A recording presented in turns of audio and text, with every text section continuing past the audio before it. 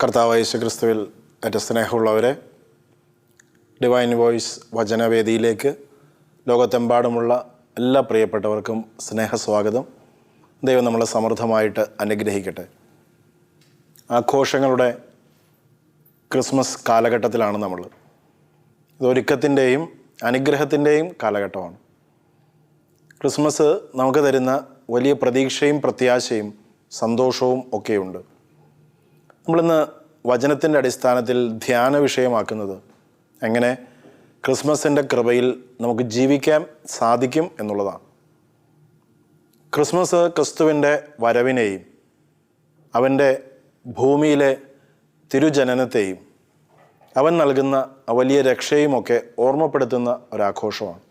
അത് വഴിമാറി വലിയ ഭക്ഷണമേളയായും വ്യാപാരമേളയായും ഒക്കെ ലോകമെമ്പാടും മാറിയിട്ടുണ്ട്. പക്ഷേ ഈ ആഘോഷം നമുക്ക് തരുന്ന വലിയൊരു ആത്മീയ സന്ദേശമുണ്ട്. അതെപ്രകാരമായിരിക്കണം ഈ ആഘോഷങ്ങൾ, അതിൻ്റെ അരൂപി എന്നുള്ളതാണ്. ക്രിസ്മസിൻ്റെ ഏറ്റവും വലിയൊരു പ്രത്യേകത അത് കൃപയുടെ ഉത്സവമാണ്, ദൈവാനുഗ്രഹത്തിൻ്റെ ഉത്സവമാണ്. ദൈവം നമ്മുടെ ഓരോരുത്തരുടെയും ജീവിതത്തിൽ വ്യക്തിപരമായി ഇടപെടുന്നു എന്നതിൻ്റെ ഓർമ്മപ്പെടുത്തലാണ് ക്രിസ്മസ്.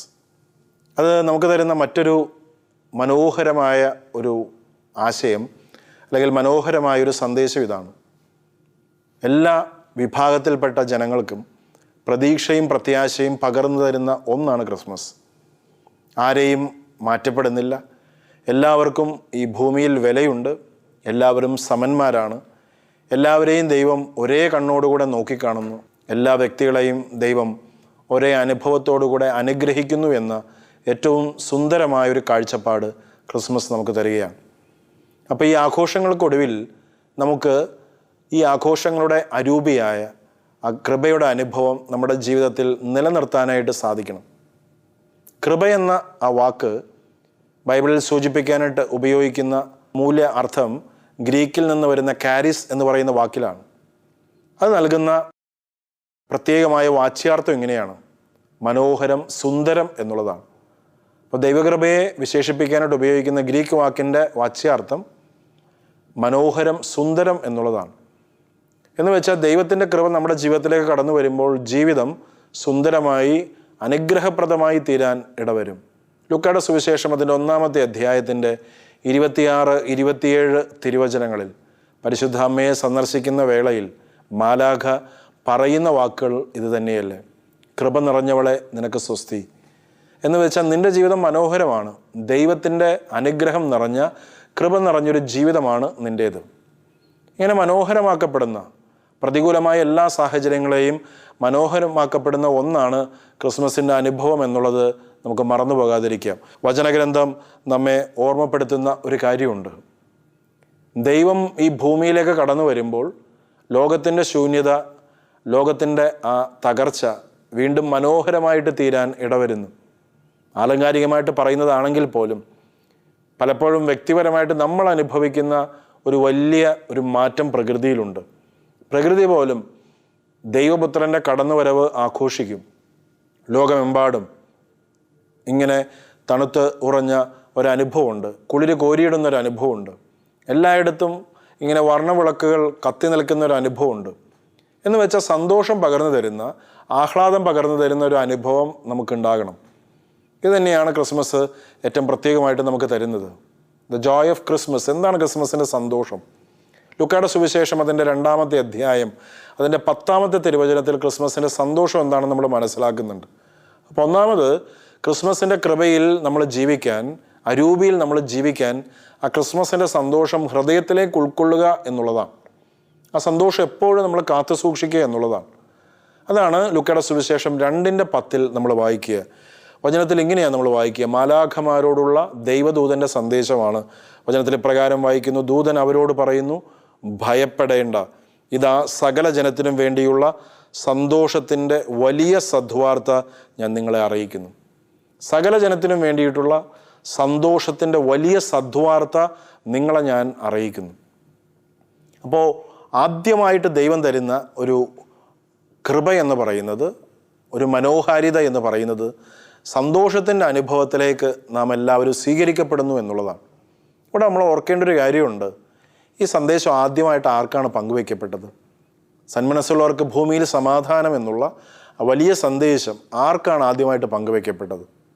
എല്ലാവരാലും അവഗണിക്കപ്പെട്ട, ജീവിതത്തിൽ സന്തോഷം അന്യമായി തീർന്നിട്ടുള്ള, ഓരോ നിമിഷവും കഠിനാധ്വാനം ചെയ്യേണ്ട അട്ടിടയന്മാരുടെ മനസ്സിലേക്കാണ് ഈ സന്തോഷത്തിൻ്റെ സന്ദേശം ആദ്യമായിട്ട് പങ്കുവെക്കപ്പെടുന്നത്. അപ്പോൾ കൃപ എല്ലാവർക്കും വേണ്ടിയിട്ട് നൽകപ്പെട്ടിട്ടുള്ളതാണ് എന്നുള്ളത് മനസ്സിലാക്കുക. ക്രിസ്മസ് കടന്നു വരുമ്പോൾ ഈ വലിയ വാർത്ത ഇങ്ങനെ ഹൃദയത്തിൽ സ്വീകരിക്കാനായിട്ട് അവർക്ക് സാധിക്കുന്നു. വചനത്തിൽ നമ്മൾ ഇപ്രകാരം വായിക്കുന്നുണ്ട്. പ്രത്യേകമായിട്ട് കർത്താവ് നമ്മളെ ഓർമ്മപ്പെടുത്തി തരുന്നൊരു കാര്യം, യോഹന്നാൻ ശ്ലീഹ എഴുതിയ 1-ാമത്തെ ലേഖനം അതിൻ്റെ 4-ാം അധ്യായം 9-ാമത്തെ തിരുവചനം വ്യക്തമായിട്ട് രേഖപ്പെടുത്തിയിരിക്കുന്നത് ഇങ്ങനെയാണ്: തൻ്റെ ഏകപുത്രൻ വഴി നാം ജീവിക്കേണ്ടതിനായി ദൈവം അവനെ ലോകത്തിലേക്ക് അയച്ചു. അങ്ങനെ ദൈവത്തിൻ്റെ സ്നേഹം നമ്മുടെ ഇടയിൽ വെളിപ്പെട്ടിരിക്കുന്നു. കർത്താവിൻ്റെ ആ സന്തോഷം, സദ്വാർത്തയുടെ ഏറ്റവും വലിയ ഒരു മനോഹാരിത ഇവിടെയാണ് അടങ്ങിയിരിക്കുന്നത്. എല്ലാവർക്കും സ്നേഹത്തിൻ്റെ അനുഭവം ലഭിക്കണം. എല്ലാവർക്കും പരിഗണിക്കപ്പെടുന്നതിൻ്റെ അനുഭവം ലഭിക്കാനായിട്ട് ഇടവരണം. എങ്കിൽ മാത്രമേ ജീവിതത്തെ ഉൾക്കൊള്ളാനായിട്ട് സാധിക്കുകയുള്ളൂ. പ്രതീക്ഷയും പ്രത്യാശയും നഷ്ടപ്പെട്ടു പോയവന് ജീവിതത്തിൽ പിന്നെ എന്താണ് ഉള്ളിൽ ഉൾക്കൊള്ളാനായിട്ടുള്ളത്? അത് സ്നേഹത്തിൻ്റെ അനുഭവം മാത്രമേ അല്ലേ. തങ്ങൾ ഇപ്രകാരം അവഗണിക്കപ്പെട്ടതാണെങ്കിലും ദൈവത്തിൻ്റെ സ്നേഹത്തിന് മാറ്റങ്ങൾ വരുത്താനായിട്ട് സാധിക്കും. ഈ അട്ടിടയന്മാർ തിരികെ പോകുന്ന ഒരു അനുഭവമുണ്ട്. ലൂക്കാ സുവിശേഷം 2:20 ഇപ്രകാരമാണ് നമ്മൾ വായിക്കുക: അവർ ആ പുൽക്കൂട് സന്ദർശിക്കുന്നു, സന്തോഷകരമായ ആ സദ്വാർത്ത കാണുന്നു, കേൾക്കുന്നു. അവർ തിരികെ പോകുമ്പോൾ വചനം സൂചിപ്പിക്കുന്നത് ഇപ്രകാരമാണ്: തങ്ങളോട് പറയപ്പെട്ടിരുന്ന കാര്യങ്ങൾ കാണുകയും കേൾക്കുകയും ചെയ്ത് അതിനെക്കുറിച്ച് ദൈവത്തെ മഹത്വപ്പെടുത്തുകയും സ്തുതിക്കുകയും ചെയ്തുകൊണ്ട് ആ ഇടയന്മാർ തിരിച്ചുപോയി. തങ്ങളോട് പറയപ്പെട്ട കാര്യങ്ങൾ സജീവമായത് കാണാനും കേൾക്കാനും ഭാഗ്യം ലഭിച്ചതുകൊണ്ട് ദൈവത്തെ മഹത്വപ്പെടുത്തി അവർ ജീവിത അനുഭവങ്ങളിലേക്ക് തിരികെ പോയി. ആ സദ്വാർത്തയുടെ സന്ദേശം കേട്ടപ്പോൾ അവരുടെ ഹൃദയം ജ്വലിക്കാൻ തുടങ്ങി. ബെത്ലഹേമിലെ ആ പുൽക്കൂട് സന്ദർശിച്ചപ്പോൾ ആ ജ്വലനം ഒരു മാറ്റത്തിലേക്ക്, ഒരു അനുഭവത്തിലേക്ക് അവരെ കൊണ്ടെത്തിച്ചു. തിരികെ പോകുമ്പോൾ വന്നെത്തിയ ആട്ടിടയന്മാരല്ല, തിരികെ പോകുമ്പോഴുള്ള ആട്ടിടയന്മാർ. അവരുടെ ജീവിതത്തിൽ ഒരു വലിയൊരു വ്യത്യാസം ഉണ്ടായി. അത്ഭുതാവഹമായ കാഴ്ചകൾ കണ്ടതുകൊണ്ട് മാത്രമല്ല, അനുഭവത്തിൻ്റെ തലത്തിൽ നിന്ന് ദൈവത്തെ മഹത്വപ്പെടുത്താനായിട്ട് അവർക്ക് സാധിച്ചു എന്നുള്ളതാണ്. അതുകൊണ്ടാണ് ലൂക്കാ സുവിശേഷകൻ കൃത്യമായിട്ടത് രേഖപ്പെടുത്തിയിരിക്കുന്നത്. കണ്ട കാര്യങ്ങൾ അതിനെക്കുറിച്ചോർത്ത് ദൈവത്തെ മഹത്വപ്പെടുത്തി അവർ തിരികെ പോയി എന്നുള്ളത്. വീണ്ടും മത്തായിയുടെ സുവിശേഷത്തിൽ നമ്മൾ വായിക്കുന്നൊരു കാര്യമുണ്ട്: ജ്ഞാനികളുടെ സന്ദർശനത്തിനൊടുവിൽ സംഭവിക്കുന്നത് എന്ത്? ദൈവത്തെ മഹത്വപ്പെടുത്തിയാണ് അവർ തിരികെ പോകുന്നത്. തങ്ങളുടെ സുദീർഘമായ യാത്രയ്ക്കൊടുവിൽ ഇതുവരെ കാണാത്ത സുന്ദരമായ കാഴ്ച കാണുമ്പോൾ ദൈവത്തെ മഹത്വപ്പെടുത്തി തിരികെ പോകാനായിട്ട് അവർക്ക് സാധിക്കുന്നു. ക്രിസ്തു നമ്മുടെ ജീവിതങ്ങളിൽ ജനിക്കുമ്പോൾ സംഭവിക്കേണ്ടത് ഈ സന്തോഷത്തിൻ്റെ അനുഭവമാണ്. ഇത് കൃപ വർദ്ധിപ്പിക്കാനായിട്ട് ഇടവരും. ദൈവത്തെ മഹത്വപ്പെടുത്തി ജീവിക്കാനായിട്ട് സാധിക്കുന്ന ഒരു അനുഭവം ഉണ്ടാകും. നമ്മുടെ ജീവിതത്തിൽ നമ്മൾ അനുഭവിക്കുന്ന വിഷമതകൾക്ക് വ്യക്തമായൊരു ഉത്തരം കണ്ടെത്താനായിട്ട് നമുക്ക് സാധിക്കും.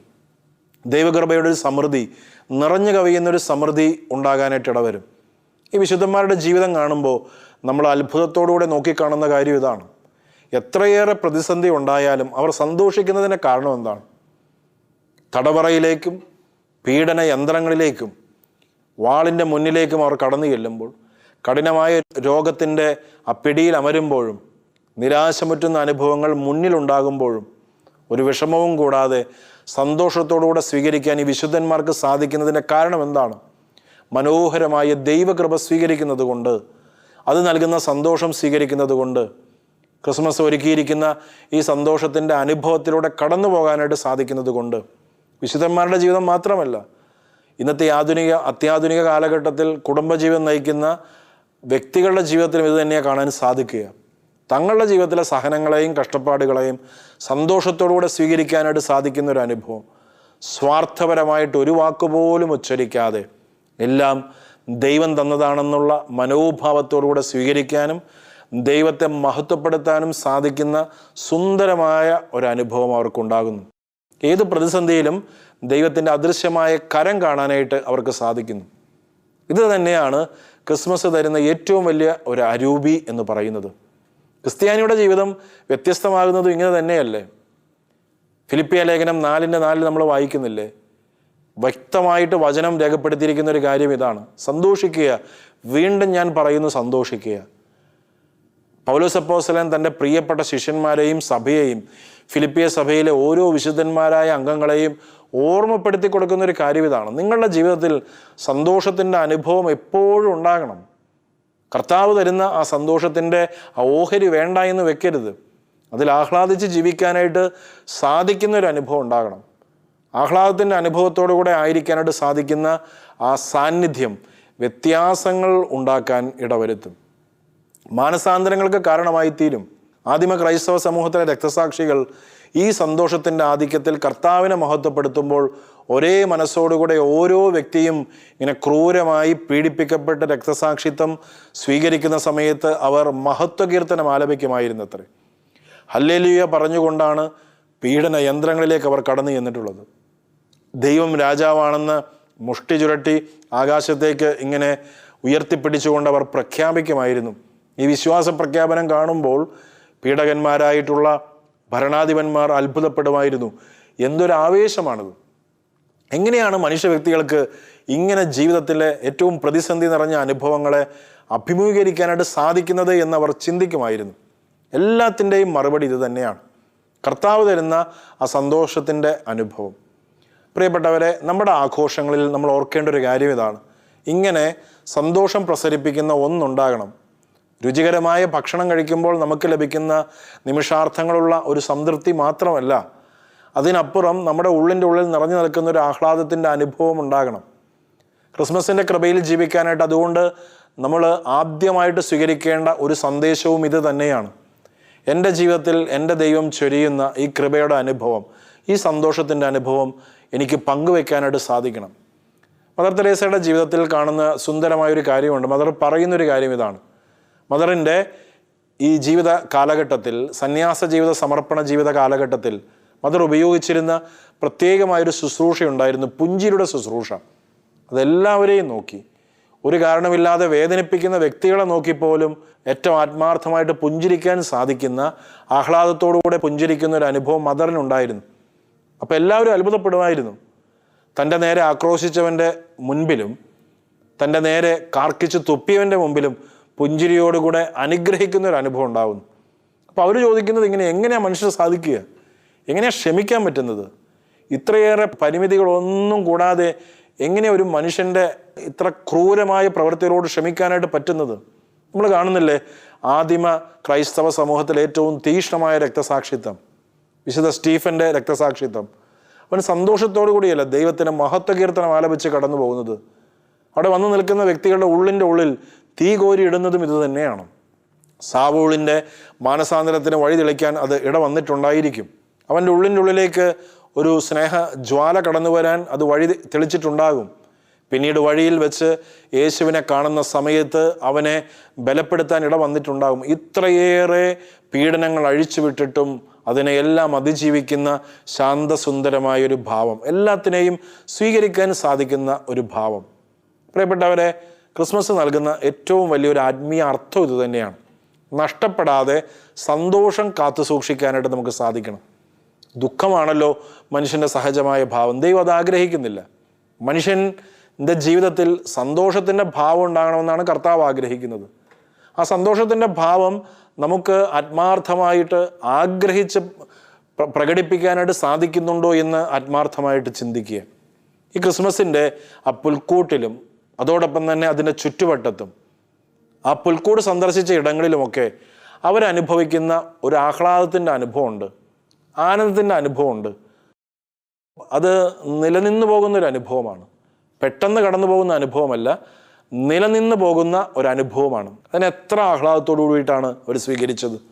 അതുകൊണ്ട് പ്രിയപ്പെട്ടവരെ, മധുരം നുണയുമ്പോഴും ഇതുപോലെ ആഹ്ലാദകരമായ ആഘോഷങ്ങളിൽ നമ്മൾ പങ്കുചേരുമ്പോൾ ഈ ദിവസങ്ങളിലൊക്കെ നമ്മുടെ കൂട്ടായ്മകളിലും നമ്മൾ സേവനം ചെയ്യുന്ന ഇടങ്ങളിലും വ്യക്തിബന്ധങ്ങളിലും ഒക്കെ ഒരുപാട് ആഘോഷങ്ങൾ നമുക്കുണ്ടാകും. അതിര് കവിയുന്ന ആഘോഷമായിട്ടൊക്കെ വഴി മാറുമായിരിക്കാം. പക്ഷേ അടിസ്ഥാനപരമായി സന്തോഷം സ്ഫുരിക്കുന്ന ഒരു അനുഭവം ഉണ്ടാകണം. വചനപ്രഘോഷണ വേദിയിൽ വളരെ മനോഹരമായിട്ട് പ്രസംഗിക്കുന്ന ഒരു സുഹൃത്ത് വൈദികൻ എനിക്കുണ്ട്. അച്ഛൻ പറയുന്നൊരു കാര്യമുണ്ട്, എല്ലാ പ്രസംഗങ്ങളിലും അച്ഛൻ പറയുന്നൊരു കാര്യം, മനുഷ്യനെ ആകുലപ്പെടുത്തുന്ന ഒന്നും ഞാൻ പറയില്ല. പാപത്തെക്കുറിച്ച് ഞാൻ പറയും, അതിൻ്റെ പരിണത ഫലങ്ങളെക്കുറിച്ച് പറയും, അതിൻ്റെ ശിക്ഷയെക്കുറിച്ച് പറയും, കൂടെ പ്രത്യാശയെക്കുറിച്ച് ഞാൻ പറയും. പാപം ഉണ്ടാക്കുന്ന മുറിവിനെക്കുറിച്ച് സംസാരിക്കുന്ന അതേ അനുഭവത്തോടു കൂടി തന്നെ പ്രത്യാശയെക്കുറിച്ച് ഞാൻ പറയും. ദേവാലയത്തിൽ വരുന്നവൻ, അവിടുത്തെ പ്രസംഗം കേൾക്കുന്നവൻ, ഈ ദേവാലയത്തിൽ ഒരുക്കപ്പെട്ടിട്ടുള്ള സംവിധാനങ്ങളിൽ പങ്കുചേരുന്നവൻ, എന്തിനേറെ ഒരു ഗ്ലാസ് വെള്ളം കൊടുക്കുമ്പോൾ പോലും ഞാൻ എൻ്റെ കൂടെയുള്ളവരോടും അവിടെ ശുശ്രൂഷ ചെയ്യുന്നവരോടും അൾത്താര ബാലന്മാരോടൊക്കെ പറയുന്നൊരു കാര്യമുണ്ട്, ഇവിടെ വരുന്നവൻ ആഗ്രഹിക്കുന്നത് ഒരു സ്വസ്ഥതയും സമാധാനവുമാണ്. അതുകൊണ്ട് ഒരു വാക്കുകൊണ്ട് പോലും മുറിപ്പെടുത്താൻ നിങ്ങൾ ഇടവരരുത്. നിങ്ങൾ അവർക്ക് പ്രത്യാശ പകർന്നു കൊടുക്കണം, ക്രിസ്തുവിൻ്റെ സമാധാനം പകർന്നു കൊടുക്കണം, സന്തോഷത്തോടുകൂടെ സ്വീകരിച്ച് സന്തോഷത്തോടുകൂടെ പറഞ്ഞു വിടാനായിട്ട് സാധിക്കണം. ഇത് തന്നെയല്ലേ ക്രിസ്മസിൽ നമുക്കുള്ളത്. കടന്നു വരുന്നവൻ പുതിയൊരു അനുഭവത്തോടെ തിരികെ പോകുന്ന ഒരു ഭാവം ഉണ്ടാകുക. ശിക്ഷയെക്കുറിച്ചും തകർച്ചയെക്കുറിച്ചും ഭയാനകതയും കുറിച്ചല്ല, കർത്താവിൻ്റെ അതിരില്ലാത്ത സ്നേഹത്തെക്കുറിച്ചും നമുക്ക് സംസാരിക്കാൻ സാധിക്കണം. അപ്പോൾ ശിക്ഷയെക്കുറിച്ച് അവർക്ക് ബോധ്യമുണ്ടാകും. ഭയത്തോടു കൂടിയിട്ടല്ല ദൈവത്തിൻ്റെ അടുക്കലേക്ക് കടന്നു വരിക, സന്തോഷത്തോടുകൂടെയും സ്നേഹത്തോടും കൂടെ കടന്നു വരാനിടയാകും. ഇതാണ് ദൈവം തരുന്ന ആനന്ദത്തിൻ്റെ പ്രത്യേകത, പരിശുദ്ധാത്മാവിൻ്റെ ഈ കൃപയുടെ പ്രത്യേകത. ക്രിസ്മസിൻ്റെ കൃപയിൽ ജീവിക്കാനായിട്ട് സാധിക്കുന്ന രണ്ടാമത് ഒരു കാര്യമുണ്ട്. എപ്പോഴും നമ്മൾ മനസ്സിലാക്കേണ്ട ഏറ്റവും പ്രധാനപ്പെട്ട ഒരു കാര്യം, നമ്മൾ സ്വീകരിച്ചിരിക്കുന്നത് നമുക്ക് അവകാശപ്പെടാത്ത ഒരു ദാനമാണ്, ഒരു ഔദാര്യമാണ്. നമ്മുടെ യോഗ്യതയോ നമ്മുടെ കഴിവുകളോ ഒന്നും ഇതിന് അടിസ്ഥാനമല്ല. നമുക്ക് നമ്മുടെ ജീവിതത്തിൽ ലഭിച്ചിരിക്കുന്നത് വലിയൊരു ഔദാര്യമാണ്. ദൈവത്തിൻ്റെ പദ്ധതിയുടെ ഭാഗമായി നമുക്ക് സ്വീകരിക്കാൻ സാധിച്ചിട്ടുള്ള വലിയൊരു കൃപ. അപ്പോൾ ഔദാര്യമായിട്ട് സ്വീകരിച്ചതുകൊണ്ട്, സൗജന്യമായിട്ട് സ്വീകരിച്ചതുകൊണ്ട് അത് നൽകാനായിട്ട് നമുക്ക് സാധിക്കണം. പ്രിയപ്പെട്ടവരെ, നമ്മുടെ ജീവിതത്തിൽ അതുകൊണ്ട് തന്നെ എപ്പോഴും ഉൾക്കൊള്ളേണ്ട ഒരു കാര്യം, 2 വചനഭാഗങ്ങൾ ശ്രദ്ധിക്കുന്നത് വളരെ നല്ലതാണ്. യോഹന്നാൻ എഴുതിയ സുവിശേഷത്തിൻ്റെ 3:16 വചനത്തിൽ എങ്ങനെയാണ് നമ്മൾ വായിക്കുന്നത്?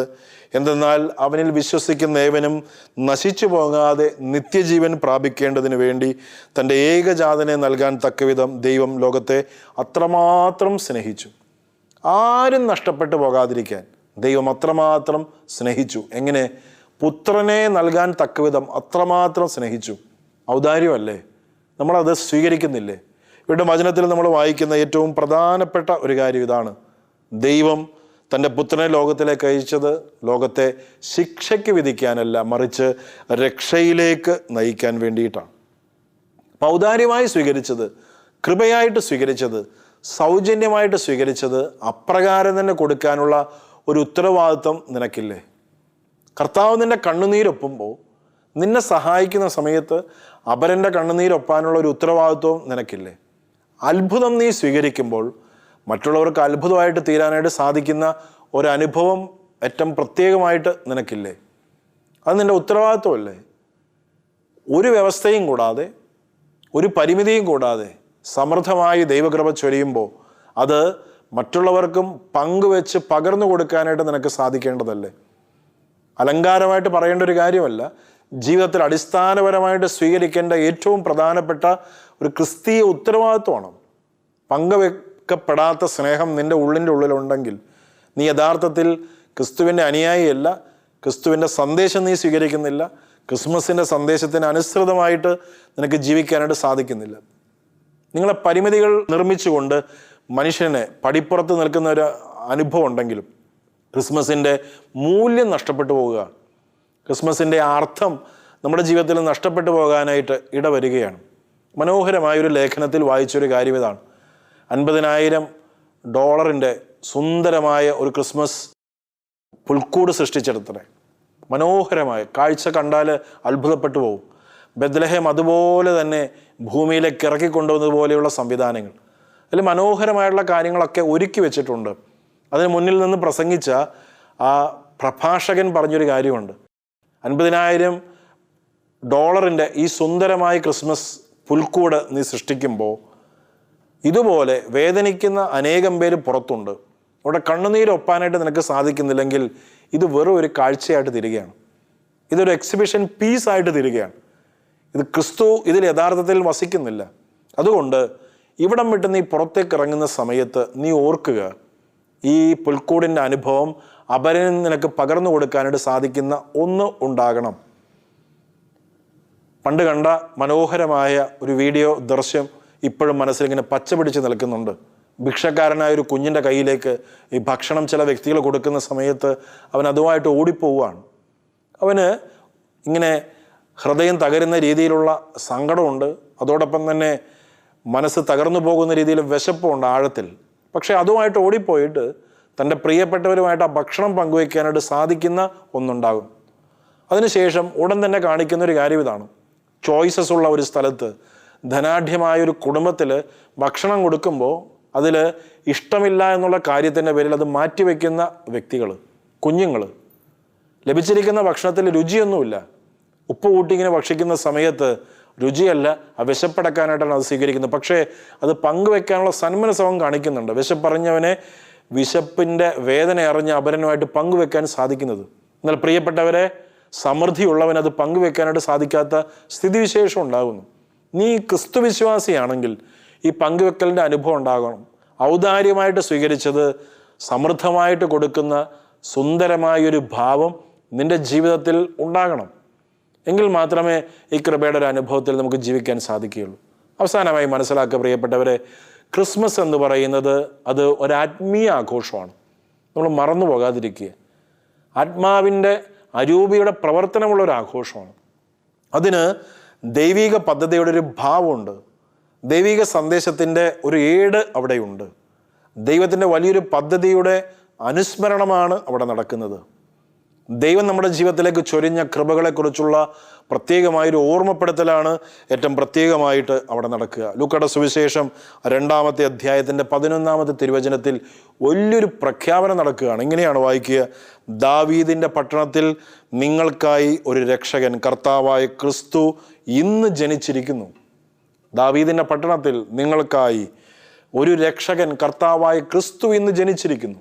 എല്ലാ പ്രതിസന്ധികളിൽ നിന്നും നിന്നെ രക്ഷിക്കാൻ ദൈവം നിന്റെ ഇടയിൽ എന്താ ജനിച്ചിരിക്കുന്നു.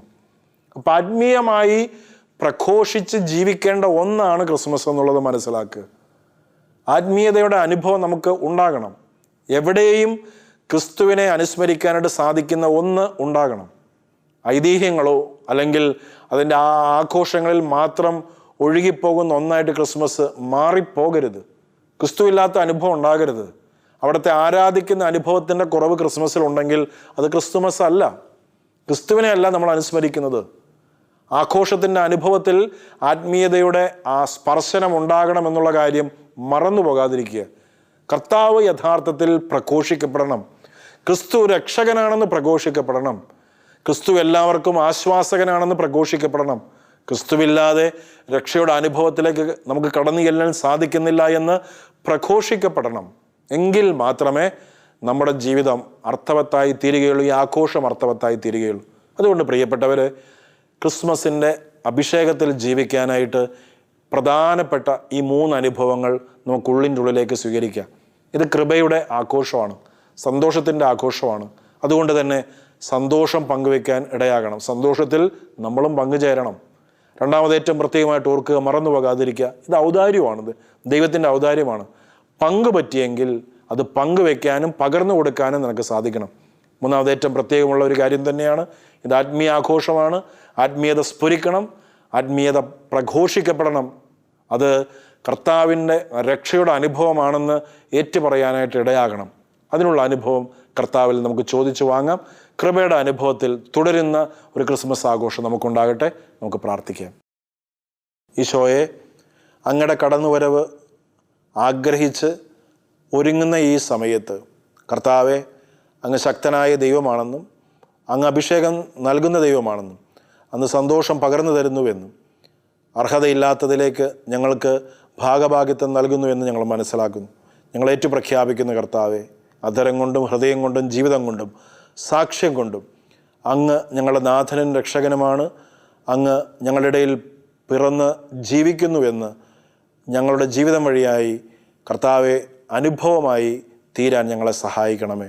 ക്രിസ്മസിൻ്റെ ഒരുക്കത്തിന് ഞങ്ങളെ ബലപ്പെടുത്തണമേ. ആമേൻ.